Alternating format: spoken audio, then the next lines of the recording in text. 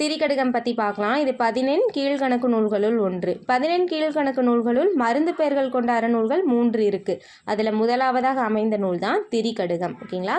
திரி அப்படின்னா 3, கடுகம்னா காரமுள்ள பொருள். அந்த 3 காரமுள்ள பொருள்கள் எது எதுன்னு பார்த்தோம்னா சுக்கு, மிளகு, திப்பிலி.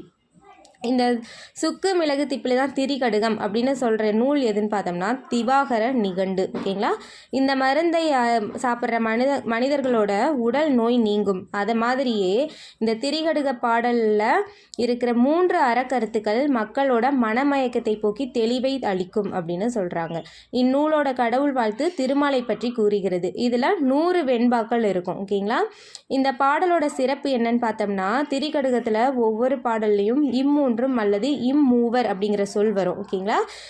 இந்த நூலில் 66 பாடல்கள் நன்மை தருபவை எவைன்னு சொல்லுது. 34 பாடல்கள் தீமை தருபவை எவை அப்படின்னு சொல்லுது. கணவன் மனைவி வாழ்க்கை பற்றி 35 பாடல்கள் இருக்குது.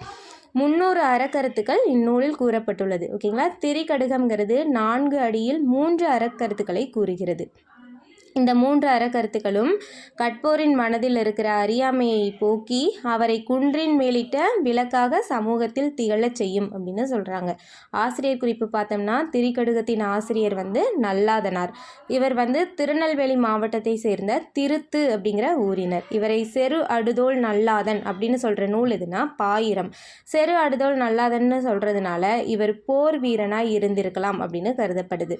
இவரோட சமயம் என்னன்னு பார்த்தோம்னா வைணவம். ஓகேங்களா? தேங்க்யூ.